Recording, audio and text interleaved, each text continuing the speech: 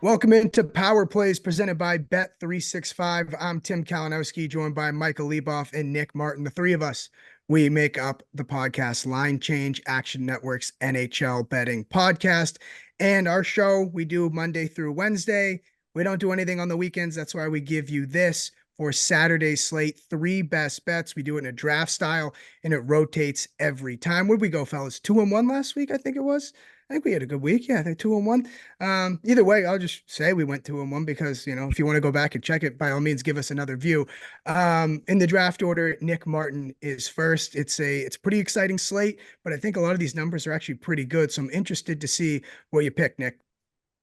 Yeah, it definitely was 2-1 because I blew it up picking against the Flames last week. So I'm Mm. sitting at 3-3 here. I got to move back to 4-3, and I'm gonna go with the Winnipeg Jets as they're at -120 at the time of recording.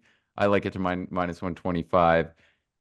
It's kind of the same handicap I continue to give you guys on the Wild here, and part of the reason we liked them or we liked the Avs versus them on Thursday. They continue to hold market value because they've had a pretty strong underlying process. But I also think the scoring upside down the lineup is a little capped right now. Don't love their goaltenders, and obviously that's going to be a huge edge when you're talking about the Winnipeg Jets. And then I look at the Jets kind of side of things, and I think we've seen the worst of it. I thought they played really, really well versus the Flames in a much softer matchup this week. And it felt like over that losing streak, they were kind of trending towards bouncing back. Velarde looks like he's going to be an impact player for them again. He's had a huge difference every time he's in the lineup, whereas they've kind of fallen apart when he's been out of the lineup more than you'd probably expect and more than you'd think he should mean. But the point is that he really has been an impact player for them. So this looks a little short to me. I still think I want to keep fading the Wild, even though they've been playing respectably. I think that's the reason you're kind of getting such a respectable price on the Jets. So yeah, I like it. I want to keep buying on the Jets, kind of trending back into form ahead of the playoffs here. Yeah, I don't mind it. I also, been pointing out that the Wild also went through a little stretch where they were kind of buoyed by two wins over Anaheim, San Jose. That can kind of make your record look better. You get credit for taking care of business, sure. But I look back to that game against Ottawa. I think it was Tuesday night where they pretty much get outplayed, but it's Ottawa's goaltending situation. So I don't mind taking the short price on Winnipeg. Leboff, was that on your list as well? I know you're picking last here, but just quick thoughts on that. Yep, I like the Jets here too, as a short favorite. I think that the Wild's still getting a little bit too much credit. And they're banged up. They're dealing with like suspensions, injuries. Goaltending is a bit of a question mark. So a lot of reasons to back the Winnipeg Jets here. So I'm with Nick here. Love it. All right. So pick number one will be the Winnipeg Jets as a short favorite at the Minnesota Wild. Time for my pick. I'm going to go here, Leboff. I apologize, but I'm going to go with the Nashville Predators at the New York Islanders. I like him I'd call it to -110, even maybe -115, because, I know these numbers fluctuate. So I'll give you a little buffer room there. Really, Leboff, I just have Nashville power rated ahead of the Islanders, and I just don't think that this price is indicative of what that gap is. The Islanders, I mean, we were on the Blackhawks and I was on the Blue Jackets the last two Islanders games. And I feel like, I didn't mind those bets, even though they lost. Chicago outplayed the Islanders for large stretches of that game. And then the Columbus game, it's 2-2 heading into the third period, and you're betting it on an underdog there. Nashville, they've righted the ship against St. Louis. I also think that, they skidded a bit, and that was just a kind of a tough schedule spot for them, right? They went at Arizona, they went at Colorado, come home and play Boston. So I still think I have Nashville ahead of the Islanders. Leboff, you probably want to hear me continue to fade them because, I guess it's been good luck. So yeah, I've been burned by the Islanders a lot this year on both sides, but I just think Nashville's a better team. So yeah, give me give me Nashville to, I guess, -115. Nick, was this something that you considered? Yeah, it is. I think it's definitely very tempting. It seems pretty crazy to think these teams are priced as a pick 'em. As handicappers, we're taught not to try to think too much about desperation angles and all of that. I feel like that's kind of the main thing going for the Islanders. I don't think their plays necessarily trended up enough that they should be at -110 here versus the Preds. And you look at it like the Isles are 17 and 20 on home ice this year in terms of betting results. So that home ice advantage, Mike, you got to get down there. You got to cheer these guys on because it's just not working out right now I was going to say at the Coliseum, but I'm with you, Tim. I'm a little bit afraid of what this means to the Islanders, but I also think it's kind of a reach to say that's like a reason to bet them versus a team that's just displayed far better form for a lengthy period of time. So yeah, I'm with you.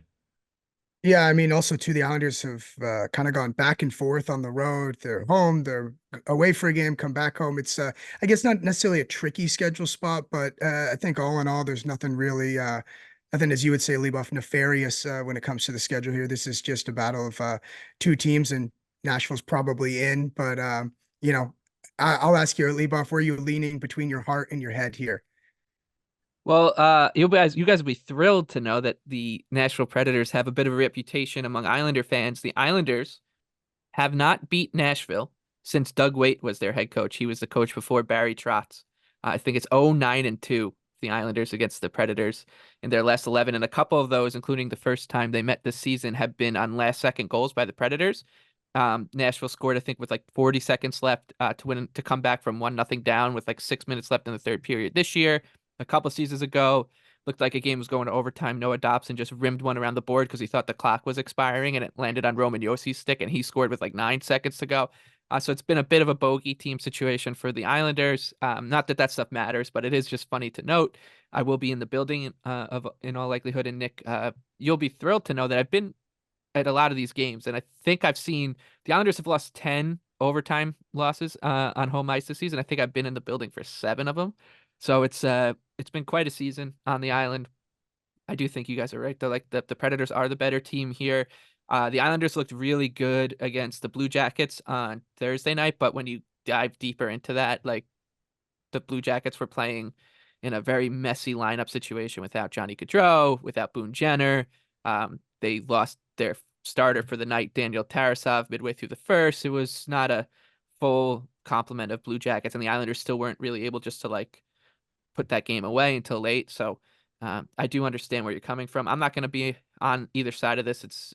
My heart's in it enough to give me the sweat. So hopefully the Islanders pull it out, and maybe you guys can find some bets to win on other parts of the board. Yeah, maybe Nashville to win in overtime, in exacta for a game in Belmont. Leboff, you're going to finish us off here with our third play. And by the way, we went 1-2 last week before anyone jumps down our throat in the comments section.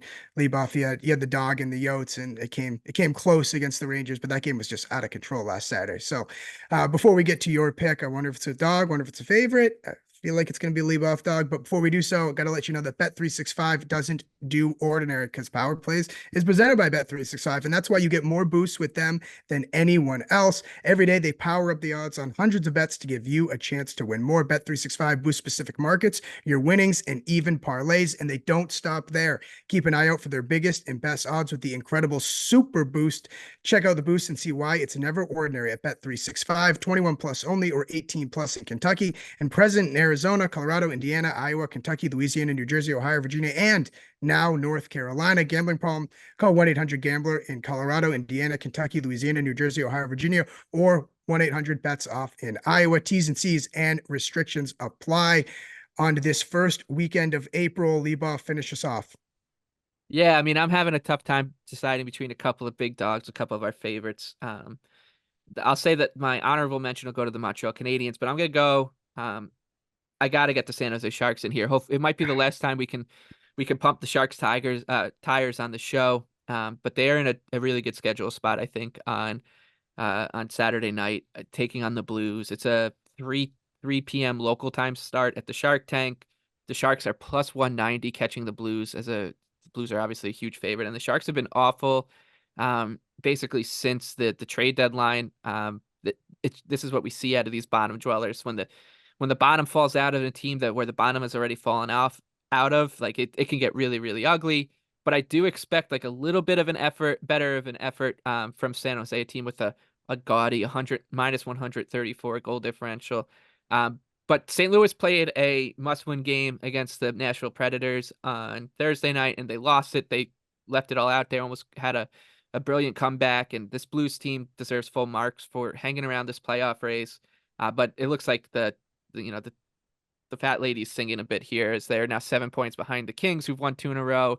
They're 8 points behind the Predators. So that game against the Predators was really their last avenue into making a real go of this thing. And now it's over. You go to travel out west to play a matinee against the worst team in the NHL. I think that the Sharks could pull one off here and catch like a sleepy Blues spot. It's not all that convincing, but it's never going to be when you have a team at this longer price. I'm interested to see what the college free agent Colin Graff, I believe his name is, out of Quinnipiac, if he gets a nod here. Maybe Nick wants to play his anytime goal scorer prop. I feel like that's right up his wheelhouse. But I like the Sharks here. They're plus 190. I think if you want to go a little bit south of that, if it moves, but I don't really expect it to, you can, like plus 185. But let's go with the Sharks, man. This could be it. This could be our last chance to bet this team this season, and maybe they'll send us off on a high note.